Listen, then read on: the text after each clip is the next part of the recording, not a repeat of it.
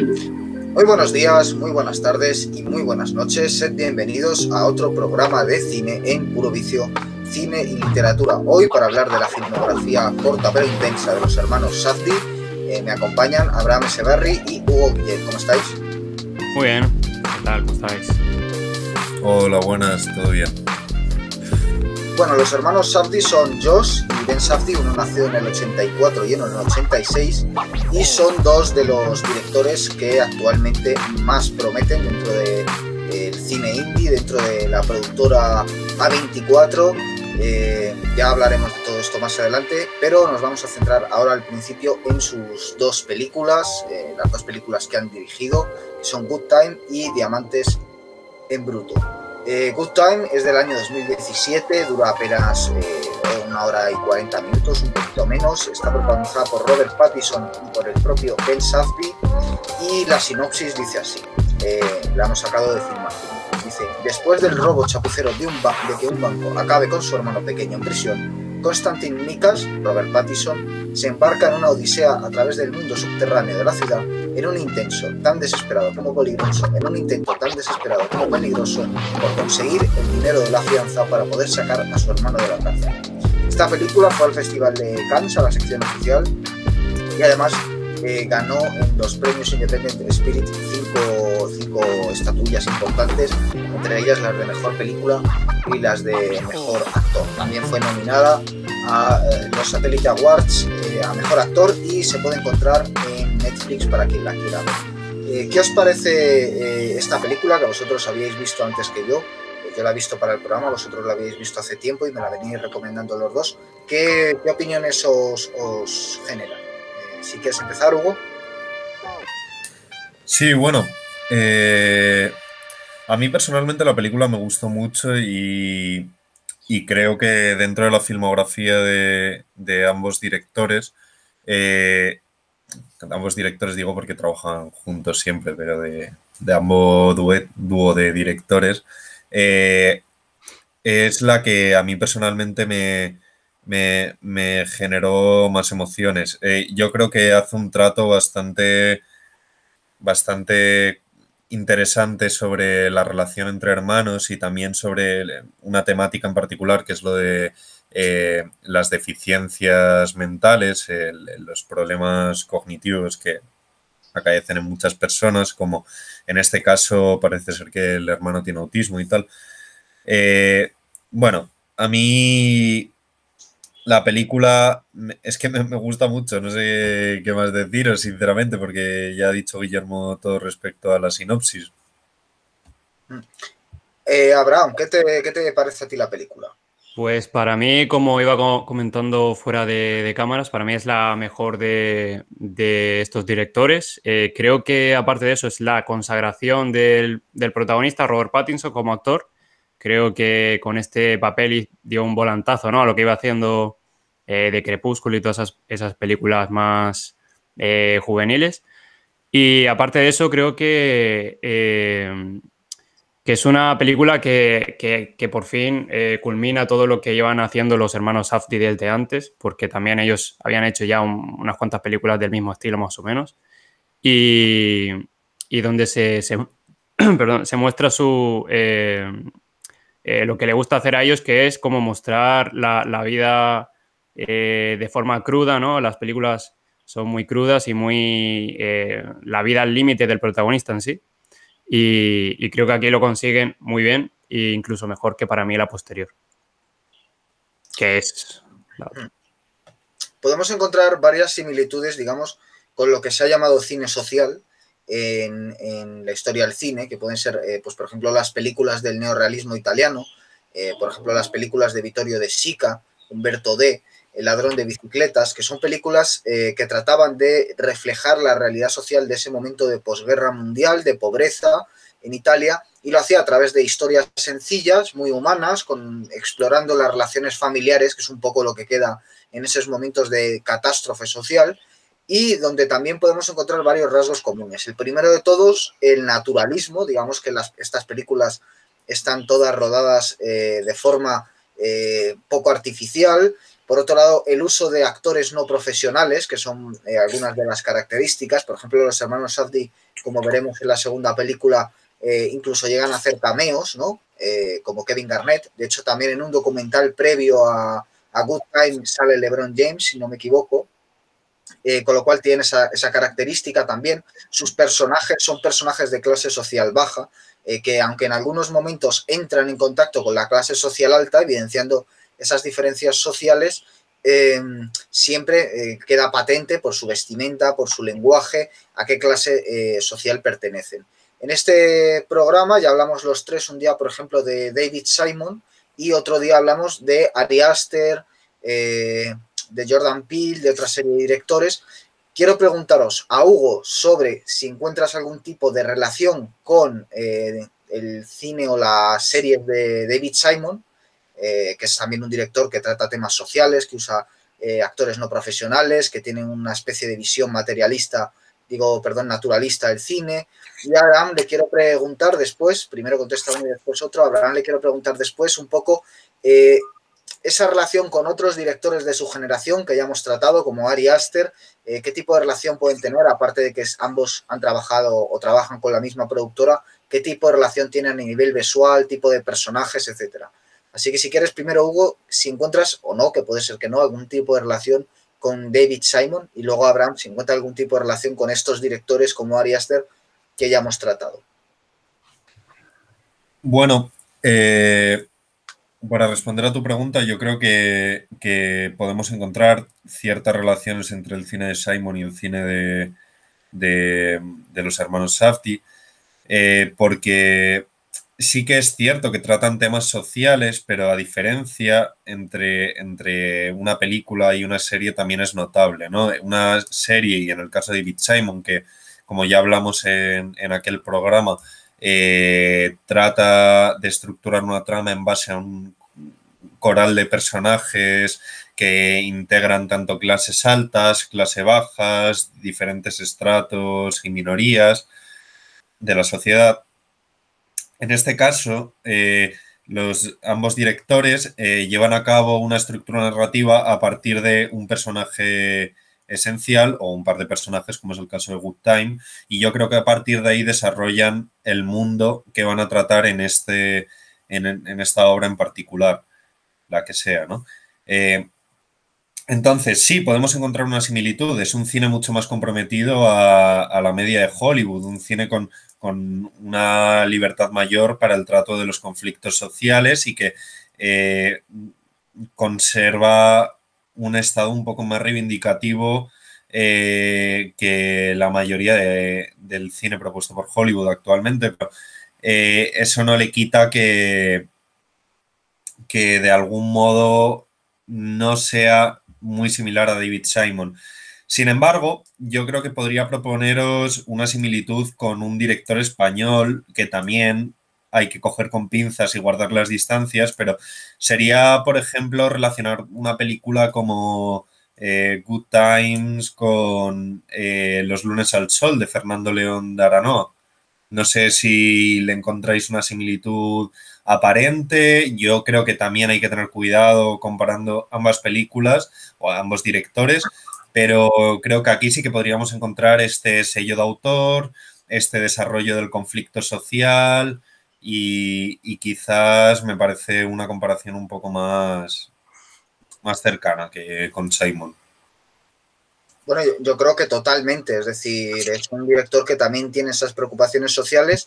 Yo, ya que lo mencionas, cuando has empezado la frase pensaba que ibas a decir con Sorogoyen, que ya lo hablaremos después, porque yo creo que a nivel visual y a nivel de concepción de thriller, porque al final tanto Sorogoyen como los hermanos Safdie hacen thriller, sí que tienen similitud, como graban, ¿no? Les gusta tener la cámara muy pegada al rostro de los personajes, el ritmo del thriller, ¿no? Yo creo que sí que tiene ese mismo tipo de cine, pero es verdad que a nivel de preocupaciones encuentro más similitudes, ahora que lo dices, con Aranoa, que por ejemplo Los lunes al sol es un excelente ejemplo, porque también sí que muestra esos personajes que claramente no tienen un futuro claro y que luchan por sobrevivir y que son de clase social baja, pero bueno, es que también podríamos hablar de otros directores, ¿no? que tratan temática social, ¿no? Estoy pensando en el director del viento que agita la cebada, ¿no?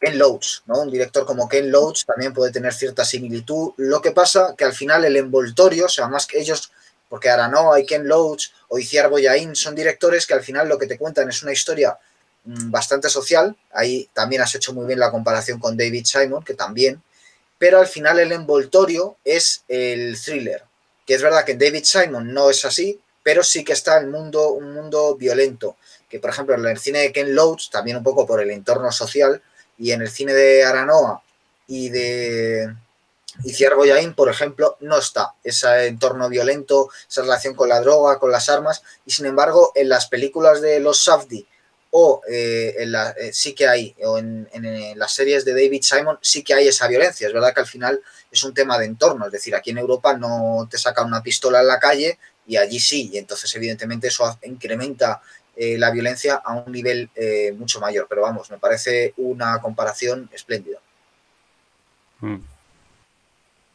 Sí, sí, sí, desde luego que llevas razón con lo que dices, los conflictos relacionados con la violencia en América como continente, ya no América del Sur, sino América del Norte, son mucho más comunes que en Europa y por tanto es lógico que el cine europeo represente las injusticias sociales que están muy presentes de la misma manera, pero con otro trato y más alejados de la violencia, ¿no?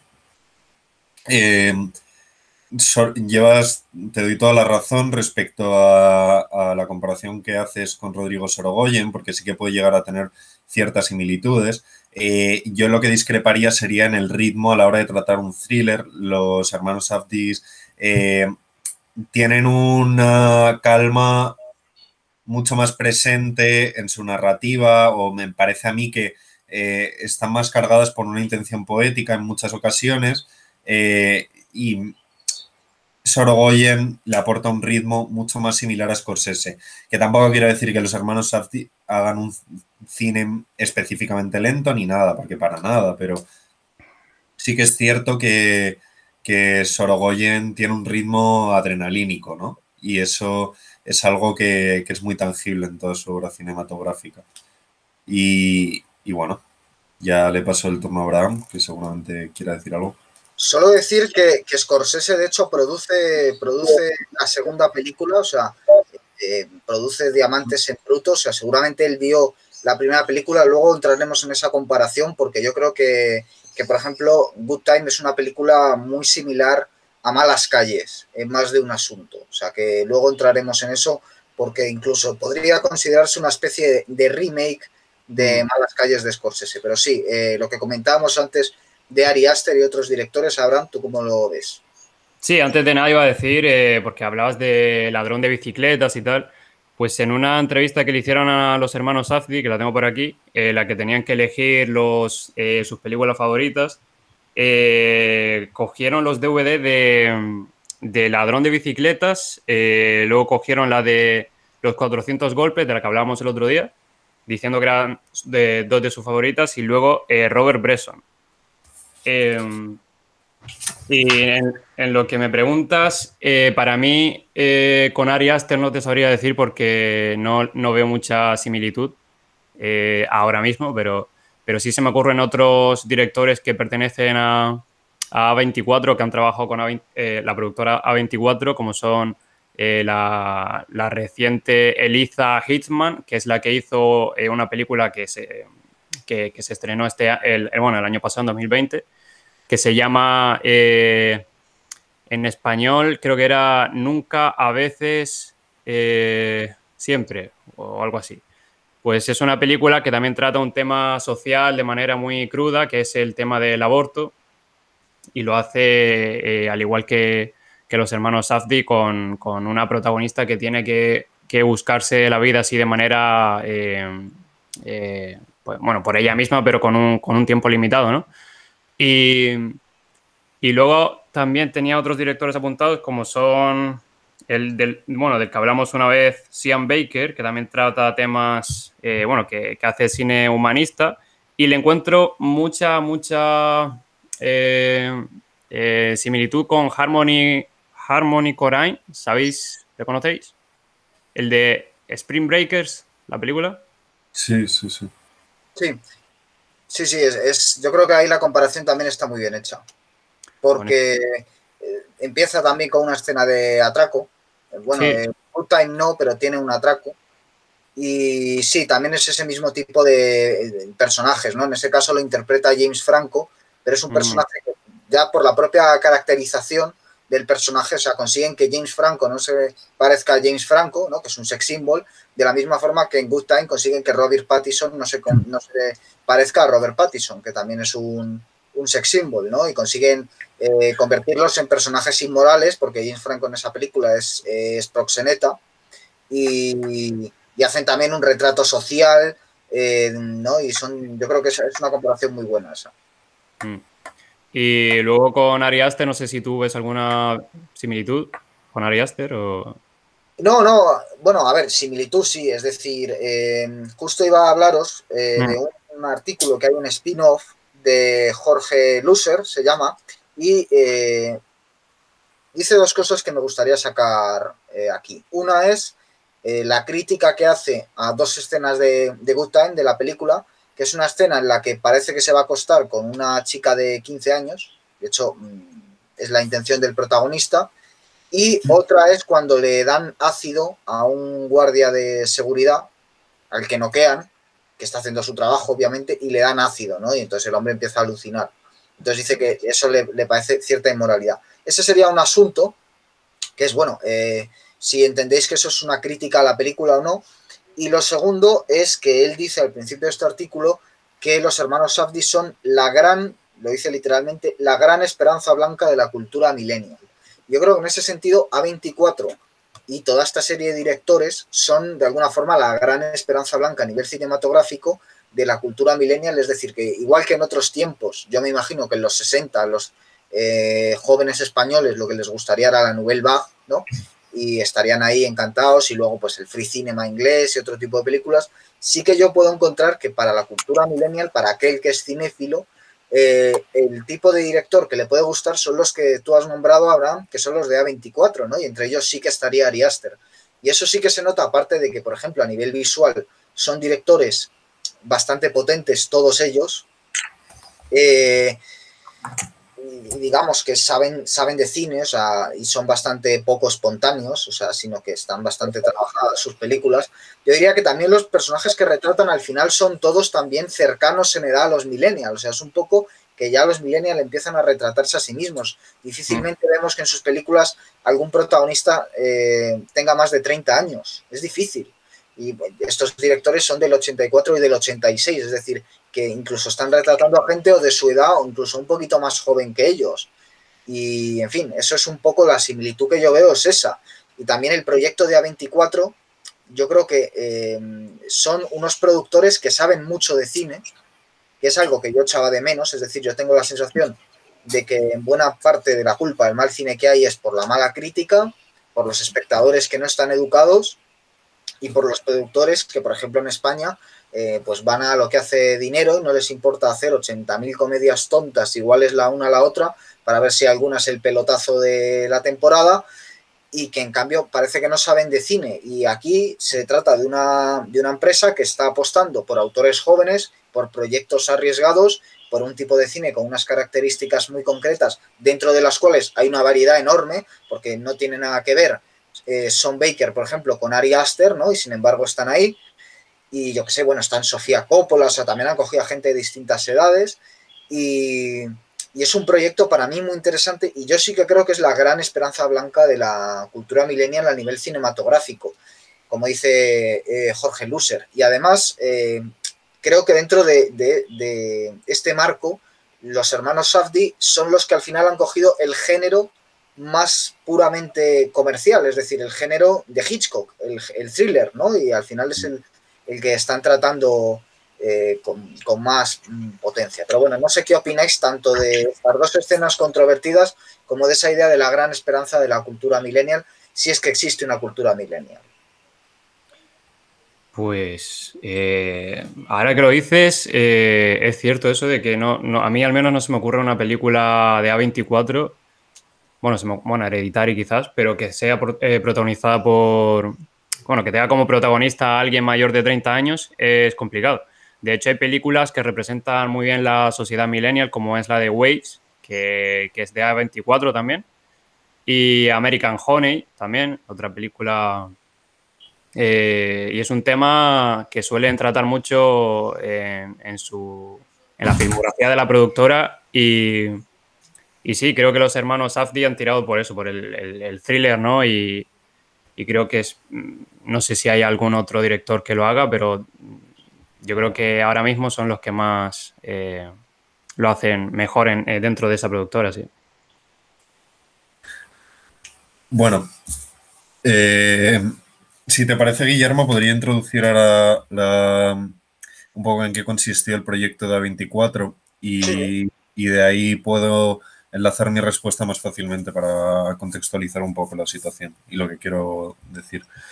La productora 24 fue fundada el 20 de agosto de 2012 por Daniel Katz, David Finkel y John Hodge. Los tres se dedicaban ya profesionalmente a la producción cinematográfica y provenían de diferentes entornos, lo cual, como ha dicho Guillermo,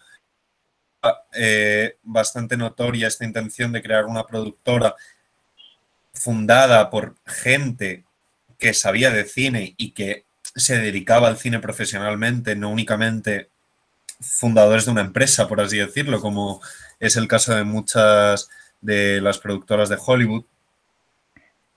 Como datos interesantes que he encontrado, aunque respecto a esto tampoco se puede hallar mucha información porque en la página oficial de A24 no aparece nada al respecto, es que los presupuestos de las películas de una producción media oscilan entre los 3 y 5 millones de dólares. Comprendiendo esto, en un país como Estados Unidos, donde las producciones son tan grandes, es realmente un presupuesto muy bajo en el contexto norteamericano, ¿no? Digámoslo así, porque aquí en Europa, desde luego, que se hace mucho cine que oscila entre el millón y los 10 millones, y eso es casi lo máximo que pueden alcanzar países como España, ¿no? El Reino de Rodrigo Sorogoyen creo que contaba con un presupuesto de 3 millones. Películas de Almodóvar cuentan con presupuestos de 5, 6, no sé. Realmente a mí lo que me sorprendió fue esto, que una productora en Estados Unidos financiase proyectos con tan poco dinero como de 3 a 5 millones. También encontré información sobre la distribución que hace esta productora de sus películas. Me parece muy curioso que en la película de Ex Machina, por ejemplo, es una producción de A24, la distribución fue completamente revolucionaria en términos de publicidad, ¿no? Ellos depositaron una serie de perfiles falsos en Tinder que era la propia protagonista de la película y una vez pinchabas en el Instagram asociado a la cuenta de Tinder, te enviaba directamente al Tinder, al Instagram que promocionaba la película Ex Machina. Esto lo quiero enlazar respecto a lo que has dicho de este nuevo cine, esta nueva gran esperanza de la cultura millennial, ¿no? Y es que realmente a qué tipo de consumo lleva a cabo esta comunidad, esta generación, en términos generales, ¿no? ¿Qué consumen más? Si la televisión, si el cine como formato cinematográfico y no Netflix, quiero decir, como las salas de cine, o usan Tinder y Netflix. Y es muy inteligente por parte de esta productora el llevar a cabo una distribución mucho más centrada en las redes sociales, en websites de ligar, como lo que es Tinder y esto. Y no sé, me parece relatador también de la intencionalidad que tiene este cine, ¿no? Esta productora, estas nuevas películas. Respecto a lo que has dicho, Guillermo, por profundizar un poco más en la gran esperanza de la cultura millennial, claro, este cine es que ni siquiera lo calificaría como cine indie únicamente porque me parece que cubre un repertorio bastante amplio de géneros e incluso de corrientes estéticas. Pero si hay algo claro aquí es que nosotros podemos encontrar un hilo conductor entre todas las películas de la productora 24. A pesar de que son muy diferentes entre ellas, algunas, sí que encontramos este hilo conductor que nos permite identificar quizás que estas películas pertenecen a un mismo campo, ¿no? A un mismo campo de producción, por así decirlo. Y yo creo que esto se ve mucho más reflejado con la autoría. Son películas de autor realmente. Y en este paradigma del siglo XXI, en el cual las productoras han crecido enormemente, pero cada vez se dedican más a hacer películas de superhéroes, megaproducciones de superhéroes como Los Vengadores y todo esto, podemos encontrar en productos como lo que genera 24 para un mercado y con una financiación muy baja y tal, este sello de autoría, este cine que, si tiene sentido hablar ahora mismo de cine de autor promovido por una productora en particular, es porque durante los 70 no hacía falta hacer esta distinción tan clara porque los grandes estudios estaban financiando películas como Taxi Driver, El Rey de la Comedia, El Padrino, Scarface y todas las grandes producciones de los 70, con Brian De Palma, Spielberg, Coppola, Scorsese, Sergio Leone.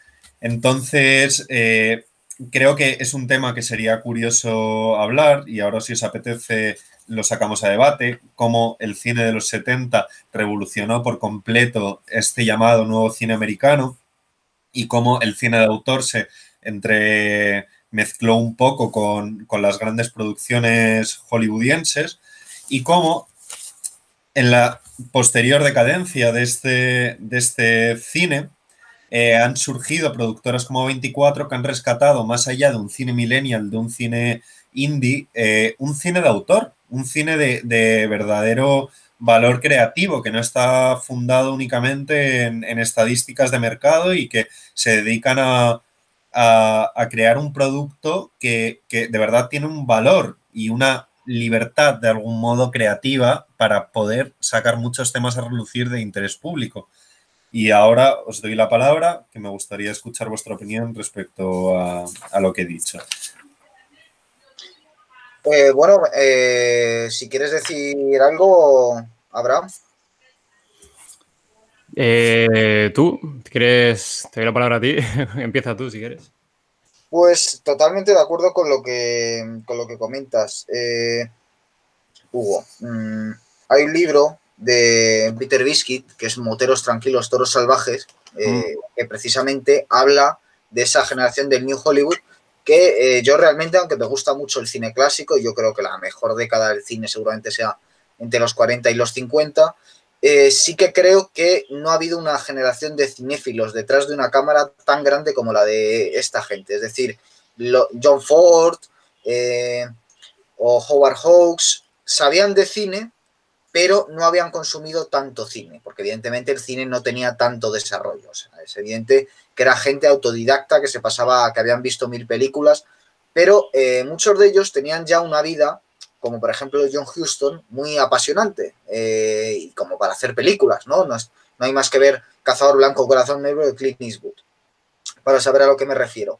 Y sin embargo, New Hollywood ya es una generación de gente que tienen muchísimo cine detrás, que seguramente ya han visto todo lo lejos a lo que puede llegar el cine y que trabajan con la autoconsciencia, esto lo dice Ángel Fareta, no yo, que trabajan con la autoconsciencia del espectador y del realizador, que ya han visto todo el desarrollo del cine y trabajan sobre ello. Y evidentemente a partir de ahí, uno de los elementos que ellos más recogen del cine anterior es el concepto de director megalómano, que por ejemplo, sin ser de esta generación, tiene Stanley Kubrick, que también es de los mismos años, pero que de esta generación pues no hay más que ver a Francis Ford Coppola, que es un poco el mejor considerado por la crítica. Y efectivamente yo creo que hay una década de oro en la que el cine de artista, y yo me adscribo completamente a esta categorización de los hermanos Safdie como cine de artista más que como cine indie, una década de oro del cine de artista que es entre los 70 y los 80. donde hay pues seguramente la mayor cantidad de buenas películas que se ha hecho en la historia del cine, entre los 70 y los 80. Que luego en los 80 llegará toda una serie de productos que hoy encantan y que han producido toda una nostalgia, ¿no? Sobre todo a partir del éxito de Tiburón, que es una película que cambia la historia del cine y cambia la forma de hacer cine, y digamos de alguna forma de aquellos polvos vienen estos lodos de Tiburón, precisamente, que es una gran película, es una obra maestra, pero de ese tipo de cine, de Spielberg, de Cameron, de los que los 80, de Scott, de los que los 80 triunfan, viene el cine actual. Y se acaba precisamente con ellos el cine de los 70. ¿Cuándo se acaba? Bueno, pues casi que de forma pues como un deus ex machina, o sea, tiene una fecha clave para mí que es 1980, que es cuando se estrena la película La Puerta del Cielo, de Michael Cimino. Y es verdad que, bueno, luego después se hicieron películas como Érase una vez en América, de Sergio León, etcétera. Pero yo creo que en los años 80, con La Puerta del Cielo, Michael Cimino arruina que era el gran director, había hecho El Cazador, que había sido un éxito en los Oscars, que era una gran película, le dan barra libre para que se gaste una pasta. Michael Cimino, que es un megalómano, pues cuando tiene que haber una escena con un tren, bueno, pide que le hagan todo, una reconstrucción, o sea, una película espectacular. Y esa película fue un fracaso en taquilla, arruinó a United Artists, que era la productora más antigua, era una productora que había fundado Charles Chaplin, y la arruina completamente, la destruye. Michael Cimino queda condenado al ostracismo, de hecho no volvió a hacer nada reseñable y tardó muchos años en volver a hacer una película. Y de alguna forma, para mí ese es el momento en el que se acaba el New Hollywood, que es verdad que luego estos directores han continuado, es decir, para mí Scorsese es el mejor director de la historia del cine, junto con John Ford y con Alfred Hitchcock, es decir, han continuado sus carreras. Coppola, precisamente, también a partir de los 80 empieza a ser un fracaso en taquilla. Y bueno, eran directores que todos tuvieron sus batacazos, porque por ejemplo New York casi acaba con la carrera de Scorsese. La serie esta de películas de rebeldes y demás de Coppola casi acaba con la carrera de Coppola, que también resultó ser un fracaso como productor. Es decir, que digamos que hay un poco, es cuando empieza a terminar el cine de autor. Que al mismo tiempo también viene esta corriente europea, o sea, justo coincide con una corriente europea de directores como Bergman, como Tarkovsky, que empiezan a llevarse el prestigio frente a estos otros directores que están a caballo entre la industria y el cine de autor.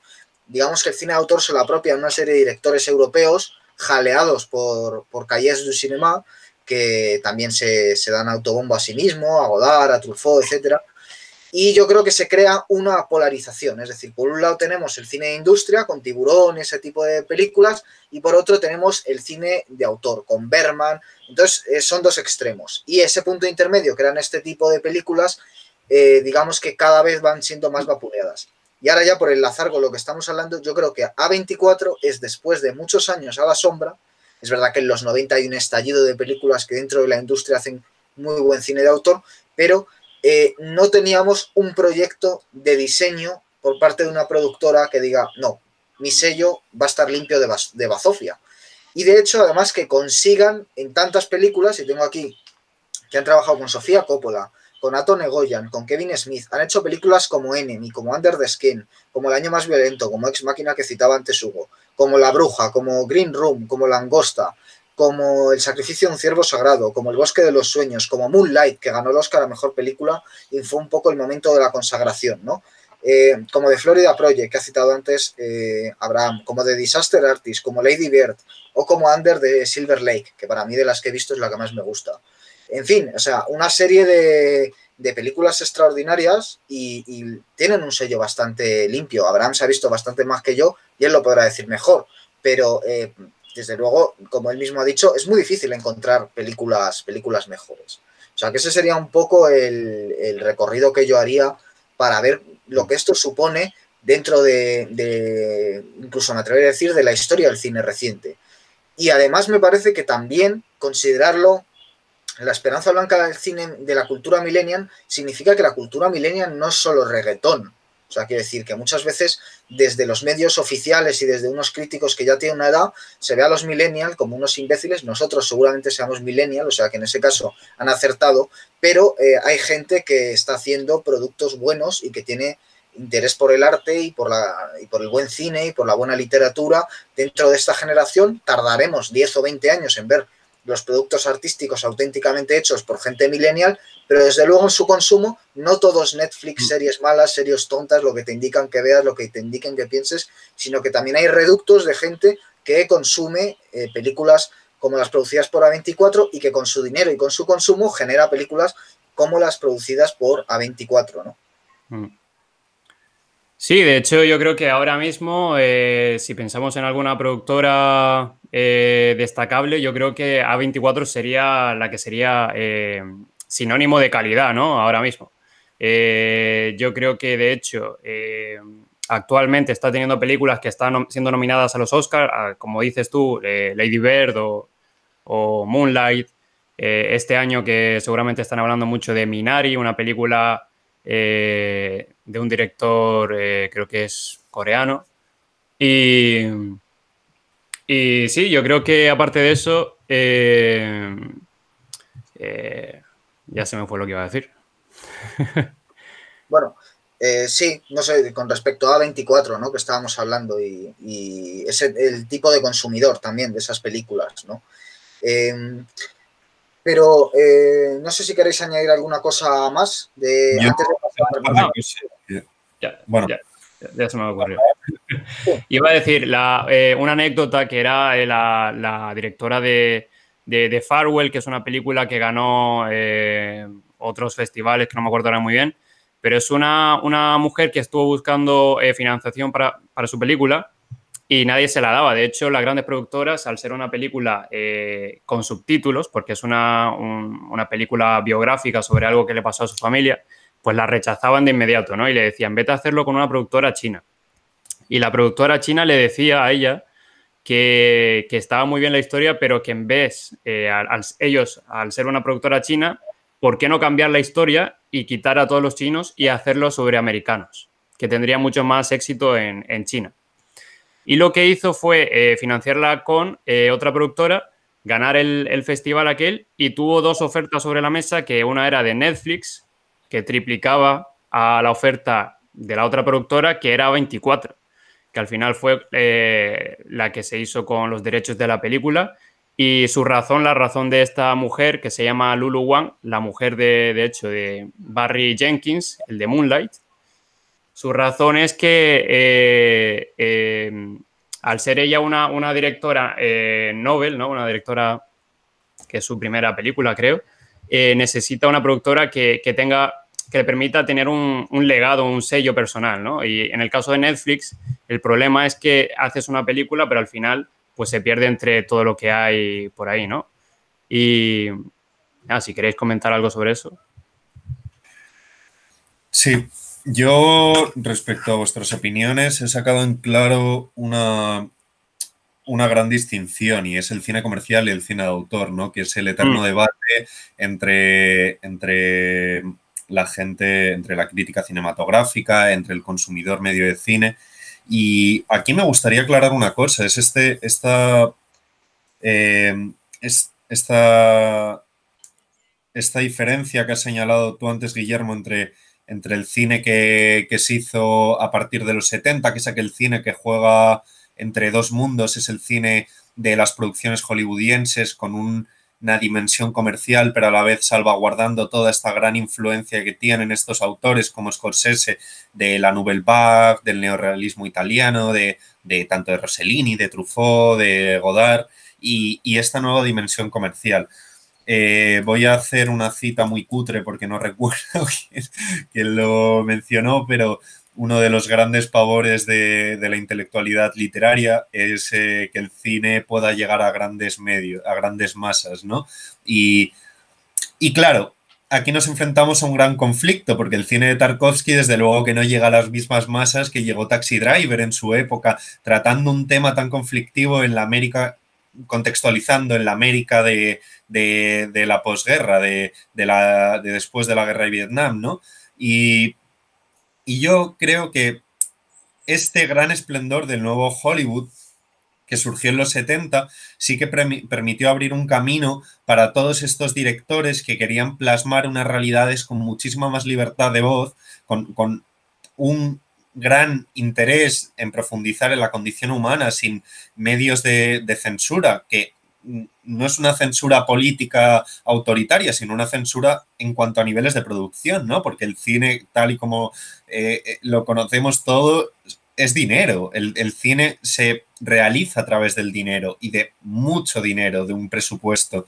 Entonces yo creo que es muy interesante hablar de cómo todo esto cayó en cierto momento fue en picado y derivó en una perversión comercial o en una separación radical a partir de los 80, entre lo que es el cine comercial y el cine de autor, y no había unos salvoconductos muy claros para que se desarrollase este cine a caballo entre los dos mundos. Y yo creo que específicamente A24 está recuperando esta nueva dimensión del cine como un cine de calidad en contenidos y de interés público, ¿no? Que no son películas dirigidas hacia un público, una élite intelectual minoritaria europea, sino que es un cine que puede llegar a consumir cualquier espectador medio. De hecho, es muy interesante plantear el debate de por qué las películas de A24 en muchos casos están en Netflix, porque a Netflix le interesa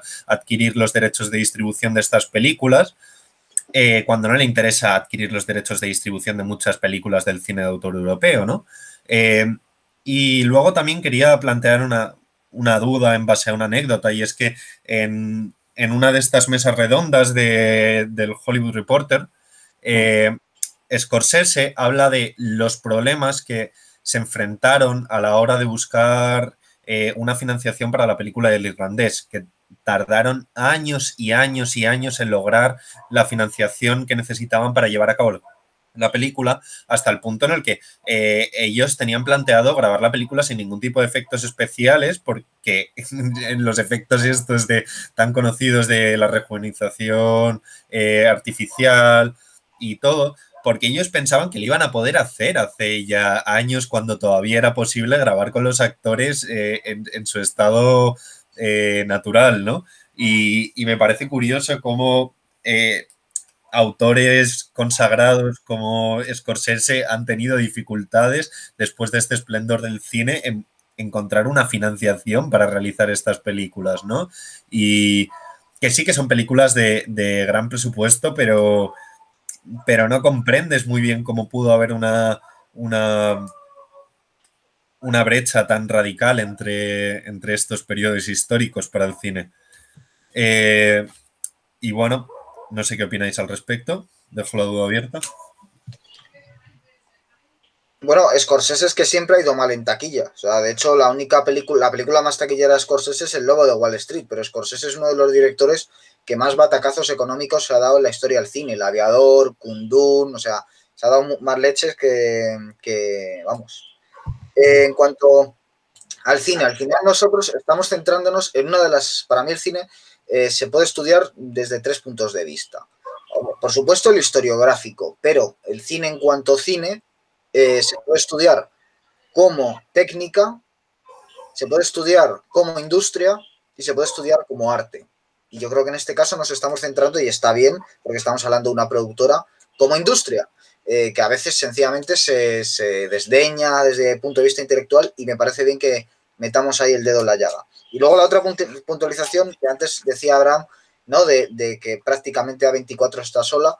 Hay otro intento más chiquitito, que es el de Cine State, que es otra pequeña productora y que es la que está trabajando con Craig Zahler, que a mí es uno de los directores que más me interesa, es un poco el más conocido, pero bueno, están tratando de hacer más películas. También habría que recordar ese intento por el de Grindhouse, que es aquello que hicieron Robert Rodríguez y Quentin Tarantino, que era recuperar un poco el cine de los 70, y el propio Tarantino tiene su productora propia, que es Banda Aparte, que es el título de una película de Truffaut, y que al final es con la que él ha hecho un cine que también es independiente, ¿no? Porque Tarantino también un poco es el que vuelve a coger ese testigo de los directores del New Hollywood, tratando de hacer un equilibrio entre cine de autor y cine de industria, ¿no? Y es verdad que durante los 90 lo hizo bastante bien. Pero... Sí, nada, simplemente añado otra productora, ya que dices, la de Annapurna Pictures, que es la de, bueno, tengo aquí apuntado, The Master, Hair, Foxcatcher, la de Si el blues de Bell Street pudiera hablar. Películas que al final tampoco son muy comerciales, pero que son muy, muy buenas, ¿no? Detroit, The Sisters Brothers, de la que hablamos el otro día. No, muy buenas películas, todas las que citas, ¿no? Sí, sí. Y lo que sí, antes de volver con este tema, sí que me gustaría que habláramos un poco, aunque sea, de Diamantes en Bruto, que es verdad que no la hemos mencionado. Es la siguiente película de los hermanos Safdie, es de 2019 y Claudia Patterson, en un artículo de Vice publicado el 14 de enero de 2020, la declara la película más desgarradora de 2020, que también podemos enlazar un poco antes que has citado Spring Breakers, porque si en Spring Breakers hace un cameo Selena Gómez, en esta el cameo lo hace Kevin Garnett, que además hace de sí mismo y que no tenía que yo conozca trayectoria como actor. La sinopsis de Film Affinity es muy breve, dice: con las deudas amontonándose y los matones pisándole los talones, un deslenguado joyero de Nueva York lo arriesga todo con la esperanza de mantenerse a flote y vivo. Este joyero es Adam Sandler y cuenta en este artículo que he citado de Claudia, Claudia Patterson, cuenta una anécdota de los hermanos Safdie, que dice así, lo saco directamente del artículo por si a alguien le interesa. Ya digo que está en Vice. Dice Claudia Patterson: cuando eran niños, los hermanos Josh y Benny Safdie hicieron un falso documental sobre un hombre que fuma hasta morir mientras mira un partido de los Knicks. El hombre fue interpretado por Josh, que entonces tenía 7 años, con cigarrillos que le había cogido a su padre mientras Benny filmaba. Los cigarrillos se hicieron cada vez más grandes a lo largo de la película, hasta que Josh terminó fumando una gran cantidad de papel higiénico enrollado. Esa fue una de las primeras veces que fumé un cigarro, dice Josh. La película pretendía ser una propaganda antitabaco para su padre, fumador compulsivo. Aunque no logró que dejara de fumar, el falso documental contenía elementos que desde entonces se han convertido en marcas comerciales de su trabajo. Borrar la línea entre documental y ficción y mostrar su fascinación por lo absurdo de la vida real. Su padre también sirvió de inspiración para la última película de los Safdies, Uncut Gems, que es de la que estamos hablando, Diamantes en Bruto, que ha sido descrita en el buen sentido de la palabra como un ataque al corazón. Si su película anterior, Good Time, un thriller de crimen frenético protagonizado por Robert Pattinson y Benny Safdie, te pareció demasiado tranquilo, te alegrará saber que Uncut Gems es un aneurisma más cercano al apagón total. Y bueno, sigue aquí hablando del padre de los hermanos Safdie, que al parecer pues tiene ese elemento biográfico, igual que en Good Time también estaba ese elemento biográfico de los hermanos. ¿A vosotros qué os pareció Good Time, la segunda película, que además se encuentra en Netflix, igual que Good Time, como bien comentaba ahora Hugo? Si quieres. Pues a mí personalmente, bueno, yo iba con muchas expectativas para ir a verla, ya que decían que era de lo mejor del año y es una muy buena película, pero creo que a mí, desde mi opinión, a mí me falla el protagonista. Algo que no me pasa con Good Time, por ejemplo, pero con el caso de Diamantes en Bruto, curiosamente también la estaba viendo con otra persona, le pasaba lo mismo que a mí. Y es que el protagonista no crea, al menos a mí, empatía. No tengo ningún tipo de empatía hacia él. Creo que es un protagonista que se guía nada más por cerrar el acuerdo, el mayor acuerdo económico que pueda hacer y ya está. Y luego, bueno, tiene algún tipo de amorío con otra mujer y demás.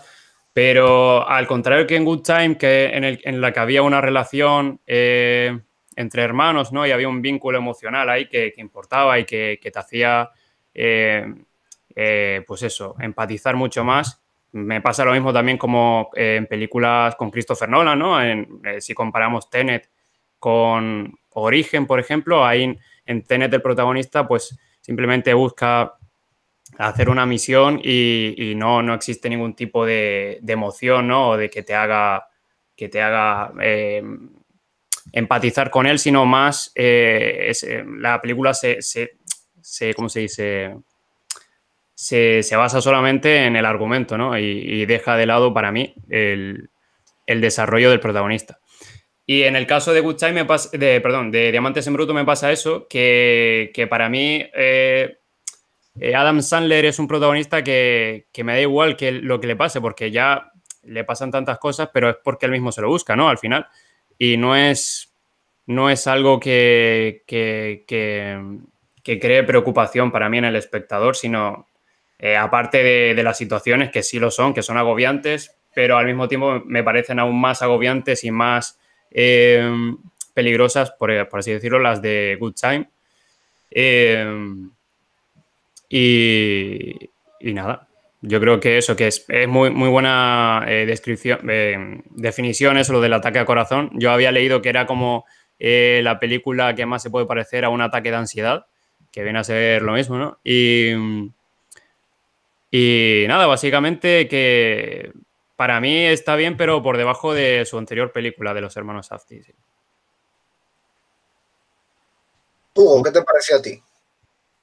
Bien, yo quiero rescatar la comparación esta que has hecho al principio de la charla con Sorogoyen y a la cual yo te he replicado con que encuentro más similitudes en el cine de Aranoa, porque, claro, yo creo que la diferencia entre Sorogoyen y los hermanos Safdie, aunque puedan mantener una conversación abierta entre sus dos estilos cinematográficos, es que Sorogoyen sí que tiende a ser mucho más ambicioso en sus narraciones, ¿no? Al elaborar unas historias con una estructura que tienda a abarcar mucho más en el desarrollo de la historia. Mientras que para mí estos hermanos sí que llevan a cabo unas historias muy centradas en algo pequeño, ¿no? En una historia particular que al final, como yo creo que gran parte de las producciones de A24, no todas, desde luego, como Midsommar, que también es una película mucho más amplia en este sentido, pero, por ejemplo, Diamantes en Bruto es una película que a través de un personaje y de una experiencia muy particular, con estos recursos de la cámara pegada constantemente al personaje, de este agobio, de esta ansiedad, no se salen de un espacio muy pequeño, de casi un marco cuasi teatral, ¿no? De esto es muy pequeño el espacio que te estamos enseñando y a través de aquí desarrollamos la vida del personaje en su totalidad. Y a mí sí que me gustó la película, desde luego que no le pongo pegas. Me ha parecido muy curioso el apunte este de que su cine puede llegar a leerse en líneas documentalistas, ¿no? De que sí que hay una influencia clara del documental, del concepto de documental como obra cinematográfica, de que se borre la frontera entre la ficción y lo real. Y esto se ve muy claramente, yo creo que más en Diamantes en Bruto que en Good Time. Y me gustaría apuntar, por ejemplo, el concepto planteado por Bertolt Brecht del distanciamiento, ¿no?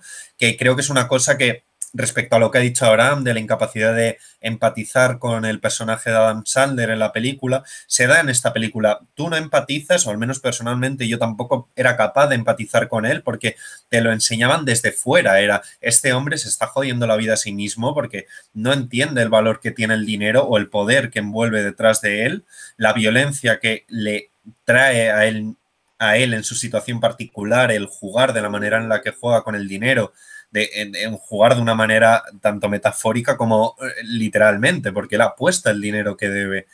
Y luego también el concepto de la crisis existencial que se va desarrollando a través de la estructura narrativa de la película, ¿no? Bueno, el concepto del distanciamiento yo creo que lo vemos muy claramente en esta película ligado al concepto documental, justo por el hecho de que no es un personaje que sea muy fácil identificarte con él porque es un verdadero capullo, por así decirlo, ¿no? El tío está teniendo conflictos con todas las personas que le rodean. Realmente el punto este, en la escena en la que él tiene la discusión con su pareja porque le encuentra ligando o están consumiendo cocaína en el baño del concierto de Future, que también es un cameo curioso. Yo creo que Future no hizo ninguna película ni ningún papel como actor antes, al igual que decías con Kevin Garnett, pues yo creo que Future también es quizás su primera intervención en el ambiente cinematográfico. Y me pareció muy relatador esto para entender la evolución del personaje. A mí me parece que Abraham tiene razón en ciertos puntos, pero sin embargo sí que es una película que quizás no tenga la intención que tenía la primera de Good Times de empatizar mucho con el personaje, porque Good Times sí que es una historia que tiende mucho a la empatización, una narrativa quizás más clásica dentro de Hollywood. Y Diamantes en Bruto plantea una visión mucho más naturalista, distanciada y casi objetivizada sobre lo que está ocurriendo. No sé si compartís mi visión, si os parece interesante este apuntamiento o... Sí, sí, me parece que vamos, que tocas una clave porque también podría ser un rasgo, yo creo que extrapolable a todo un tipo de cine que se está haciendo ahora, que es nihilista. Yo creo que esa es una clave del cine de este millennial, es que es un cine puramente nihilista, eh, absolutamente ya de vuelta de lo que Nietzsche llamaba la transvaloración de todos los valores, y que por lo tanto nunca vamos a ver como si había, por ejemplo, en el Hollywood clásico una apología y unos valores éticos. No, porque incluso, por ejemplo, el propio Scorsese, que es un autor católico, confeso, incluso en sus películas más desgarradoras, siempre hay al final una moralina católica, y digamos, cada autor tiene su propia versión, ¿no? El Padrino al final también tiene una moralina, de alguna forma es tratar de darle un sentido ético, moral a la historia que estás contando. Y yo creo que todos estos directores también comparten el rasgo de que ya están más allá de ese tipo de planteamientos. No se los plantean, es decir, ellos ya parten de una base, de, digamos, el ser humano como alguien ya, no ya falible, porque haya un bien y un mal claramente delimitados, sino que ellos ya parten de la base de que el bien y el mal están en la mirada humana, no en la naturaleza, de que no existen, de que son valores relativos, y por lo tanto no hay personajes buenos y malos, y no puede haber una lección sobre el bien y el mal en estas películas, sino que no hay bien y mal, no hay barrera siquiera entre esos dos términos, sino que el personaje es a la vez bueno y malo, y sencillamente cuentan su historia porque es un ser humano, pero no hay valores detrás de ello.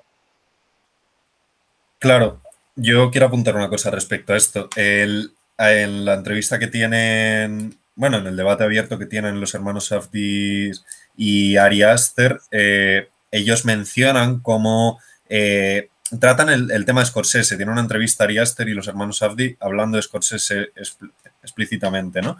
Y ellos mencionan cómo la magia de Scorsese es que sus películas envuelven no solo ya la psicología concreta de los personajes, sino un mundo.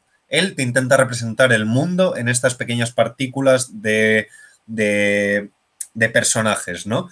Y cómo yo creo que está muy clara esta línea de intencionalidad ética, de representación del sentido que tiene Scorsese, como sus películas gozan de un sentido, la moraleja detrás de Scorsese es que hay un sentido en la vida, de que incluso en Goodfellas, una de las películas más crudas en cuanto a la psicología y los valores que envuelven el mundo que trata, es una película en la que el personaje tiene muy claro que está haciendo algo malo y le gusta. Pero todo esto tiene un sentido para él. Todo esto goza de una libertad de elección, de llevar a cabo estas acciones y de que todo esto construye la propia identidad del personaje. Sin embargo, llevas toda la razón en que este nuevo cine es relatador de una nueva época, de un nuevo sentido, de una nueva perspectiva vital, ¿no? Y es que ellos representan la realidad más cruda que vivimos nosotros, aunque puedan llegar a tener similitudes con el cine de Scorsese, las situaciones a las que se están enfrentando estos personajes, como Good Times o Diamantes en Bruto, son situaciones en las que están completamente perdidos. Incluso el robo que llevan a cabo los dos hermanos, Robert Pattinson y su hermano, son... no tienen este sentido claro, esta esta intencionalidad de hacerse ricos ni nada, es una desesperación, es una salida forzada, ¿no? Un dejarse llevar por este mundo de horrores que nos ha llevado a realizar una acción similar a robar un banco, ¿no?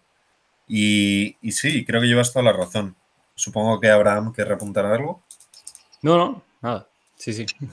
Yo, Vale. fijaos que has citado a Alex Garland. Yo, para mí, de esta generación de directores, de lo que he visto, lo que más me interesa es Alex Garland, David Robert Mitchell y Ari Aster. Son los tres de los que he visto, los que más me pueden interesar y los que creo que más tienes clara esta perspectiva. Creo que Scorsese es el eje.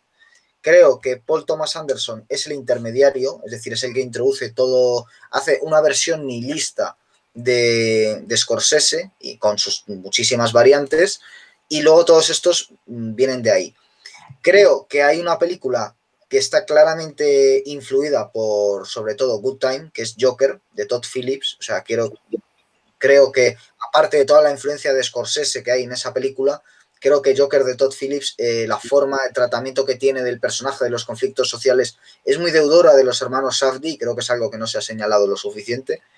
Y creo que además estamos en la antesala de que los Oscar, es decir, la Academia, y cuando está ya a punto de reconocer este cambio en el cine, y lo hemos visto que últimamente han venido premiando películas que antes nunca se habían premiado, como por ejemplo Moonlight. Si era impensable que una película como Moonlight ganara, más allá de todo el tema político que hubo.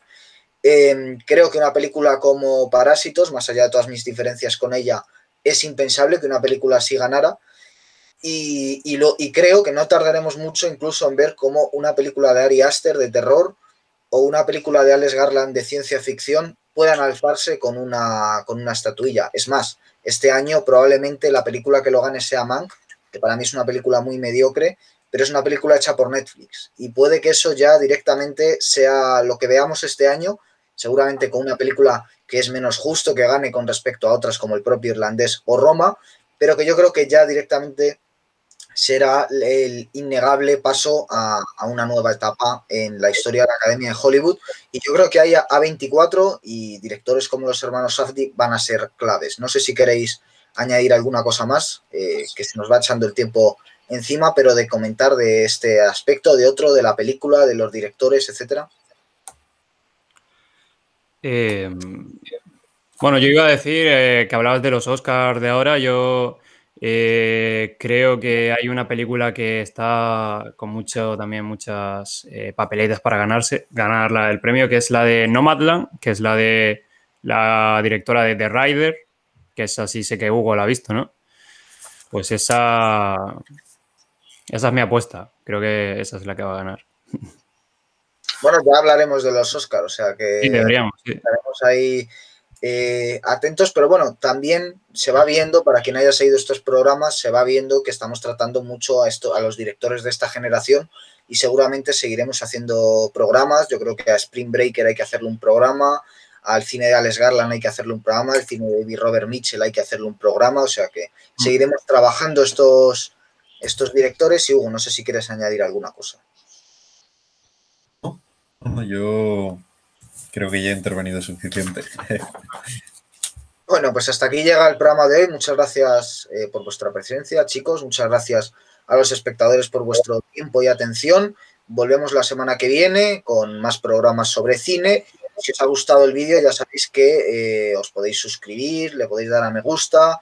Las suscripciones siempre pues anima a trabajar a cuanta más gente mejor. Los comentarios también nos animan a seguir trabajando. Poco a poco ya vamos consiguiendo que se nos vayan dejando más comentarios. Ya prácticamente todos nuestros programas tienen comentarios, pero sí que nos interesa saber vuestra opinión sobre estos directores, sobre otros, que propongáis temas, que propongáis programas, etcétera, ¿no? Que hagáis sugerencias, porque ese diálogo es importante en un lugar como YouTube. También tenemos cuenta de Twitter, etcétera, pero bueno, no me quiero enrollar más. Que muchas gracias por vuestro tiempo y por vuestra atención y volvemos la semana que viene. Un saludo.